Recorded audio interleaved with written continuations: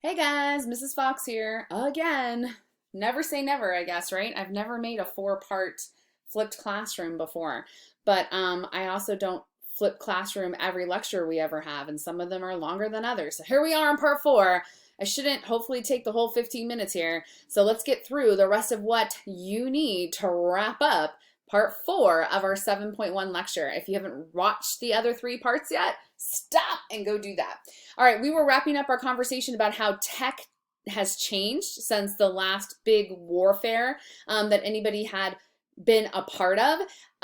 Two of the biggest changes were those mini ball bullets, right? That had those grooves in them. You see a picture of them on the slide, right? And those grooves would catch on the grooves of the rifle barrels and they'd spin, spin, spin, spin, spin as they spit out, got shot out the end, and they'd go further and faster and be more precise than past guns were. And then when it actually hit something, the mini ball would explode, causing a lot of damage, leading to a lot of amputations and death and serious injuries.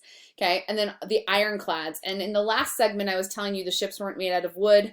That's kind of misspeaking because they were made out of wood, but then they have these big panels of iron covering the sides of them. Okay, so those are two of the big changes. Other changes included things like warcraft. Okay, the use of spies in this is pretty notorious in the Civil War. Harriet Tubman was famously a spy for the Union. Photography. Photography helped get lays of the land and capture the carnage and blood and violence of the war in a way that no one had seen before, because cameras had just been invented around the time that this war was starting. So they had never seen documented violence really up until this point. But yeah, so those are a couple of the technology things that are affecting them. Here's some examples of mini ball bullet damage. If you look over on the right hand side and you see what it does, the whole strip there of the different skull wounds, obviously that would have killed you, right?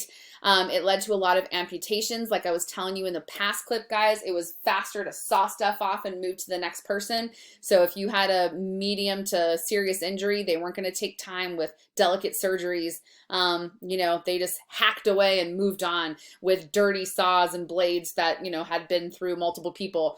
It was very common to go through the army tents in the army hospitals back on the back lines of the war front, right?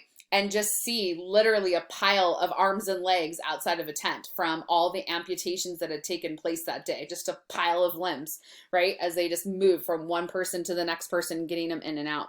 But obviously, very big damage. If you look at the bone next to the guy who's lost both of his arms, that's a leg bone right there, showing you, again, just it exploding and the amount of damage that it would cause.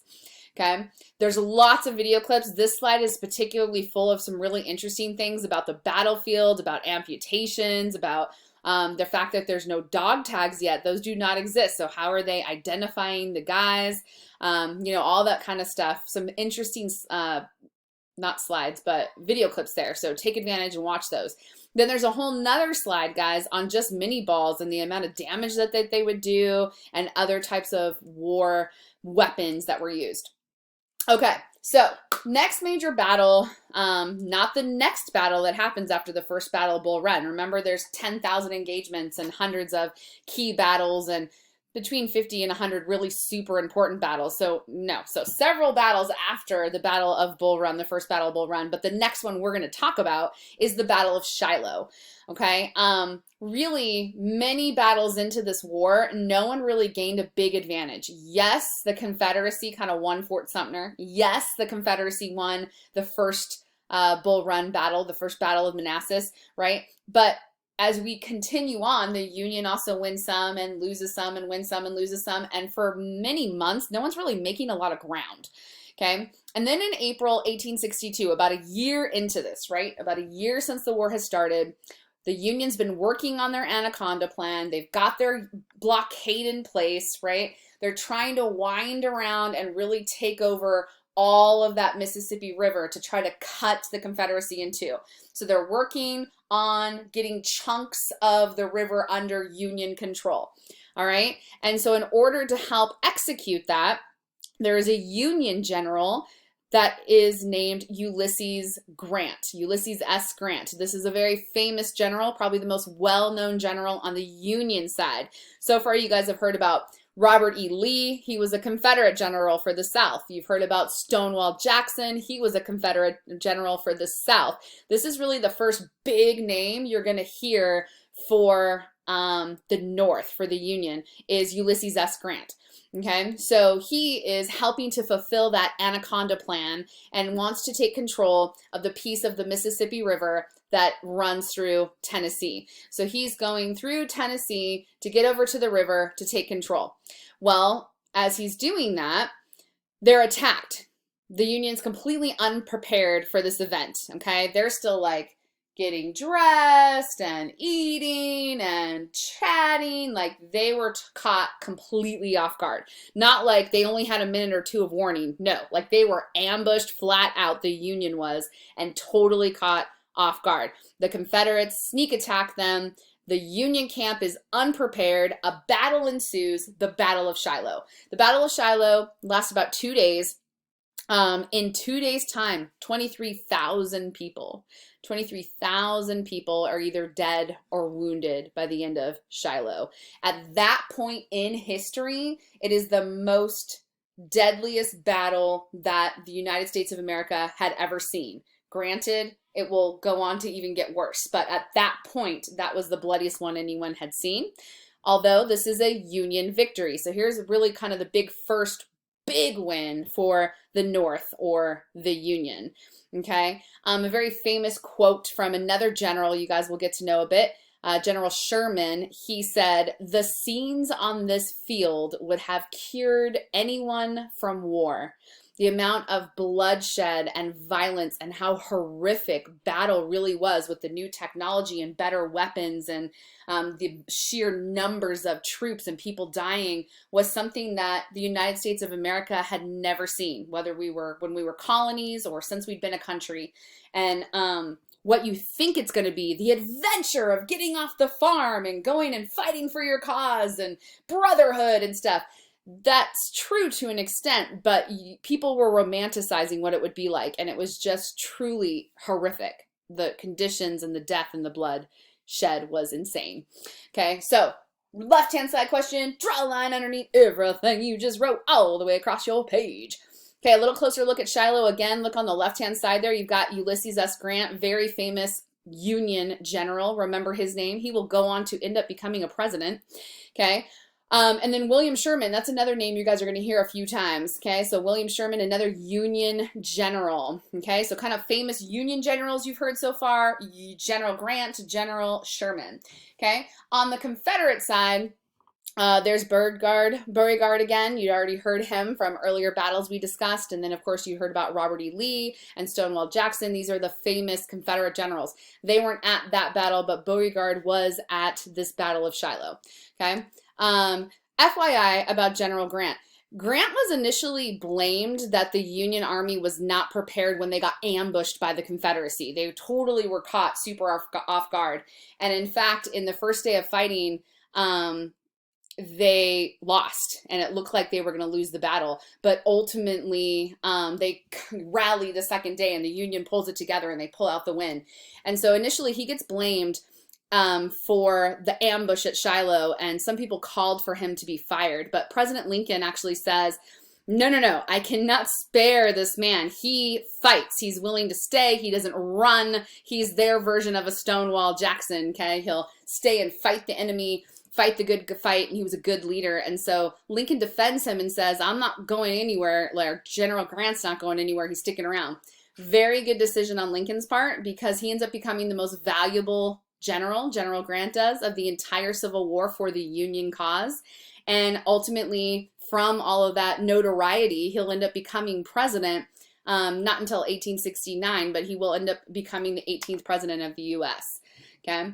All right. Some more video clips for you guys on the Battle of Shiloh. Check those out if you want.